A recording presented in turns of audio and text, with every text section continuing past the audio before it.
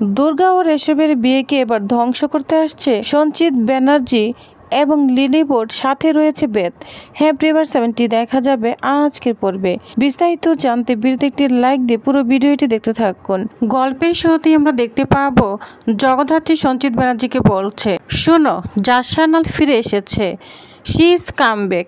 কথাটা মাথায় ঢুকিয়ে নাও, আর একটাও যদি মিথ্যে স্টেটমেন্ট দিয়েছো তার ফল কিন্তু খুব খারাপ হবে বলে দিলাম। তখন অ্যাডভোকেট মিত্র এসে বলে, আপনি আমার ক্লায়েন্টকে এরকম ব্যবহার করতে পারেন না। আমি জানতাম খবর পেয়ে আপনি এখানে আসবেন, রতন চিনে। তখন জাসানাল বলতে থাকে, জানি তো, আর সরে চিনে কচু। এটা বললে অ্যাডভোকেট মিত্র একদম রাগান্বিত হয় এবং চিৎকার করে ওঠে। তখন জগদ্ধাত্রী বলে, শুনুন, একদম চিৎকার করবেন না, এটা আপনার এরিয়া নয়, বুঝতে পেরেছেন? এটা আমার এরিয়া, এটা আপনার কোর্ট নয়, বুঝতে পেরেছেন? কারণ আপনি কেস যেভাবেই সাজান না কেন কোনো লাভ হবে না। আপনি অবশ্যই জেনেছেন এতদিনে যে জাসানালের কোনো কিছুই অপূর্ণতা থাকে না। এই আমার আইকিউ নিয়ে না অনেক গুঞ্জন রয়েছে, এই পর্যন্ত কোনো কেস আনসলভ নেই, বুঝতে পেরেছেন? সে আপনি যত বড় লয়ার হন। তখনই জগদ্ধাত্রীর ফোনে কৌশিকী ফোন বলছে, জগদ্ধাত্রী কোথায় তুমি? তখন জগদ্ধাত্রী বলে, আমি একটু সঞ্চিত ব্যানার্জির কাছে এসেছি। তখন কৌশিকী বলে, শুনো, নিউজটা কিন্তু উল্টো দিকে মোড় ঘুরেছে। তখন জগদ্ধাত্রী বলে, হ্যাঁ আমি শুনতে পেয়েছি। তখন কৌশিকী বলে, জানো তো, আমার মনে হচ্ছে সবকিছু পিছন দিক থেকে এই দিবেশন কলকাঠি নাড়ছে এবং এমনকি সঞ্চিত ব্যানার্জিও জড়িত রয়েছে। তখন জগদ্ধাত্রী বলে, আপনি চিন্তা করবেন না, সব বুঝতে পেরেছি আমি, কারণ সঞ্চিত ব্যানার্জিও জেল থেকেই কলকাঠি নাড়ছে। তবে হ্যাঁ, কোনো ভুল লোক ভুল কিছু ছাপালেই সব কিছু ঠিক হয়ে যায় না, সত্যিটা সামনে আসবে, আপনি কোনো চিন্তা করবেন না, আপনি শুধু বিয়ের আয়োজনটা করুন, এদিকটা আমি দেখছি। আর শুনুন বর্দি, একটা সুখবর দেওয়ার ছিল, কারণ আমি আবার পূর্ণবহাল হয়েছি, এটা আপনাকে নিউজটা জানানো হয়নি, যেটা শুনে কৌশিকী অনেক খুশি হয়ে যায়। এদিকে অ্যাডভোকেট মিত্র জগদ্ধাত্রীকে বলে, ঠিক আছে আমি আসছি, আমি যা করার করে দিয়েছি, এখন আপনারা ভাবুন আপনারা কি করবেন। এটা বলে অ্যাডভোকেট মিত্র এখান থেকে চলে যায়। তখন জগদ্ধাত্রী স্বয়ম্ভুকে বলতে থাকে, স্বয়ম্ভু, সঞ্চিত ব্যানার্জিকে যেদিন কোর্টে চালান করা হবে সেদিন নিজে আমি যাব। তখন স্বয়ম্ভু বলে, কিন্তু ওই দিন তো দুর্গার বিয়ে। যার শুনে জগদ্ধাত্রী বলতে থাকে, ওইটা আমি ম্যানেজ করে নিব, জানো তো সব কিছু ঠিক করতে হবে। এই প্রথম মুখার্জি বাড়ির কৌশিকী মুখার্জি পর্যন্ত আইনের হাত পৌঁছে গিয়েছে, এই কেসটা যেভাবেই হোক সলভ করতে হবে, বুঝতে পেরেছ? এদিকে দুর্গাকে ফোন দেয় রেশব। তখন রেশব ফোন রিসিভ করে বলে, বলো দুর্গা, কি বলো? তখন দুর্গা রাগান্বিত হয়ে যায়, বলছে, কি আমি ফোন করেছি, তুমি বলছো কি, বলো। তখন রেশব বলে, আমি ভুল কি বললাম? তখন দুর্গা বলে, তুমি কি বলবে যে আমাকে তুমি ভালোবাসো, এটা না বলে বলছো কি, বলো। তোমাকে দিয়ে না কিচ্ছু হবে না, প্রেম রোমাঞ্চ কিচ্ছু হবে না। তখন রেশব বলে, দাঁড়াও বলছি। তখন দুর্গা বলে, হ্যাঁ বলো, আমি এটা শোনার জন্যই ফোন দিয়েছি, জানো তো। তখন রেশব বলে, তোমাকে ভালোবাসি, অনেক ভালোবাসি, যেটা শুনে দুর্গা অনেক খুশি হয়ে যায়। দুর্গা তখন বলে, জানো তো, আমার না খুব এক্সাইটেড লাগছে, এই যে বিয়ে, তারপর তুমি সারা জীবনের জন্য আমার হবে, একটা মেয়ে সারা জীবনের জন্য তোমার হয়ে যাবে, বলো, আর তুমি সারা জীবনের জন্য আমার হয়ে যাবে। তখন রেশব বসে একই কথা বলতে থাকে, হ্যাঁ আমারও সেই কথাই, জানো তো, মনে হচ্ছে একটা মেয়ে সারা জীবনের জন্য আমার হয়ে যাবে, তুমি আমার হয়ে যাবে। যা শুনে দুর্গা অনেক খুশি হয়। তখন দুর্গা বলে, আচ্ছা তুমি এমন কিছু বলতে পারো না যে একটি মেয়ে হারিয়ে যায়, একদম ভেসে যায়। তখন রেশব বলে, তুমি এত সুন্দর করে রোমাঞ্চ করে কথা বলতে পারো দুর্গা, তোমাকে দেখে না বোঝাই যায় না। তখন রেশব তার মন থেকে খুব সুন্দর করে প্রেমের কবিতা বলতে থাকে দুর্গাকে, আর দুর্গা খুব মন দিয়ে শুনতে থাকে। তখনই দেখা যায় ওইখানে পৃথা, গুঞ্জন আর সংকল্প চলে আসে। পৃথা এসে দুর্গাকে জড়িয়ে ধরে আর বলতে থাকে, কি রোমাঞ্চ হচ্ছে না, খুব রোমাঞ্চ।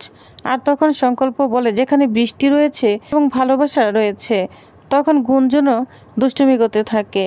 ওই মুহূর্তে কৌশিকী চলে আসে। তখন দুর্গা বলে, কৌশিকী এসেছিস, দেখ আমি একটু রেশবের সঙ্গে প্রেম করছি, আর ওরা আমাকে কি বলছে, ডিস্টার্ব করছে আমাকে, আমি কি একটু প্রেমও করতে পারবো না? তখন কৌশিকীর মা বলে, যাও এখন এখান থেকে যাও, মেয়েটা কথা বলছে আর তোরা ডিস্টার্ব করছিস। তখন পৃথা বলে, জানো তো, আমারও না প্রেম করতে মন চাচ্ছে, বিয়ে করতে মন চাচ্ছে। যা শুনে কৌশিকীর মা বলে, হ্যাঁ পরে হবে, এখন তো তোমার পালা নয়, তাই না, তোমারটা পরে হবে। যাও এখন চলে যাও। তখন এক এক করে সবাই চলে যায়। তখন কৌশিকী দুর্গাকে বলে, দুর্গা কিরে প্রেম করছিস? আর তখন দুর্গা বলে, হ্যাঁ জানিস তো কৌশিকী, তোকেই বলছি, খুব সুন্দর ডায়লগ দিয়েছি, সমৃদ্ধ চট্টোপাধ্যায় কপি রেকর্ড করে একদম ছেড়ে দিয়েছি। তখন এগুলো ফোনের আড়ালে সবই শুনতে থাকে ঋষভ। ঋষভ তো যা শুনে অবাক হয়ে যায়। তখন ঋষভ বলে, কি ব্যাপার দুর্গা, তুমি সম্রাট চট্টোপাধ্যায়ের ডায়লগ সব আমাকে ছেড়ে দিয়েছ? তখন বলে, আর তুমি কি করেছ? তখন ঋষভ ধরা খেয়ে যায়। ঋষভ বলে, হ্যাঁ আমিও তো সম্রাট চট্টোপাধ্যায়ের কপি রেকর্ড করে ছেড়ে দিয়েছি। তখন দুজনে হাসতে থাকে। তখন লজ্জা পেয়ে দুর্গা এখান থেকে চলে যায়। আর এদিকে কৌশিকী হাসতে থাকে, বলছে মেয়েটা কত খুশি, কিন্তু এই বাচ্চা মেয়েটাকে বিপদে ফেলার জন্য চিল শকুনরা উড়ে উড়ে বেড়াচ্ছে। কিন্তু না, আমি থাকতে কিছুতেই এটা হতে দিব না। আমার পরিবারকে রক্ষা করার দায়িত্ব আমার, এটা আমি কিছুতেই হতে দিব না। অন্যদিকে প্রীতি একটা বিয়ের কার্ড সিঁদুর এবং হলুদ দিয়ে নিমন্ত্রণ করতে যাচ্ছে বেতের বাড়িতে। যা শুনে বৈদেহী তো অবাক হয়ে যায়, বলছে তুই যাচ্ছিস?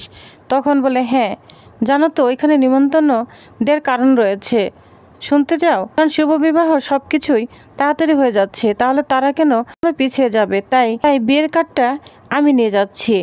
কারণ এখানে কে কে আসতে চলেছে জানো? সীমন্তনী এবং সুভদ্রা এবং তার বর বেদ। বুঝতে পেরেছো? বেতের কথা শুনে বৈদেহী অবাক হয়ে যায়। আর তখন ওইখানে উৎসব চলে আসে। উৎসব বলে, কি বেদ? তখন বলে, হ্যাঁ বেদ আসতে চলেছে, যাকে নাকি জগদ্ধাত্রী জেলে দিয়েছিল 20 বছর আগে, সে বের হয়ে আসছে। অদ্ভুত কি নিয়তি, ঠিক টাইমেই বেদ চলে আসছে। অন্যদিকে আরেকটি কথা, যেদিন দুর্গার বিয়ে হবে সেদিনই সঞ্চিত ব্যানার্জি কোর্টে উঠবে। বুঝতে পেরেছ? আর এদিকে লিলিপুট, টিটু সবাই জেল থেকে বেরিয়ে আসবে। আমার মন বলছে সবাই যদি একসাথে বেরিয়ে পড়ে না, তাহলে এই দুর্গা জগদ্ধাত্রী দুজনেই মরবে। এই প্রথম কোনো পুরুষ লগ্নভ্রষ্ট হবে। এইটা বলে প্রীতি অট্ট হাসতে থাকে। তখনই ওইখানে রাজনাথ চলে আসে। রাজনাথ এসে বলতে থাকে, এই প্রথম দুধ কলা দিয়ে সাপ পুষছি। রাজনাথকে দেখে প্রীতি, উৎসব মুখার্জি এমনকি বৈদেহী পুরোই চমকে যায়।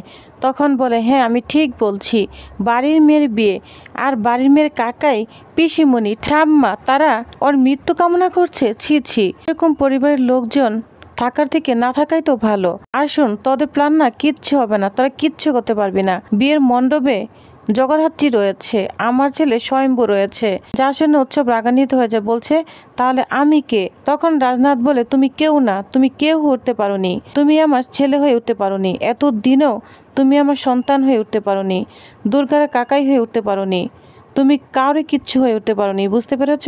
তখন উৎসব বলে, ডেট এভাবে বলো না, আমারও কষ্ট হয়। রাজনাথ বলে, আমার কি আনন্দ হয়?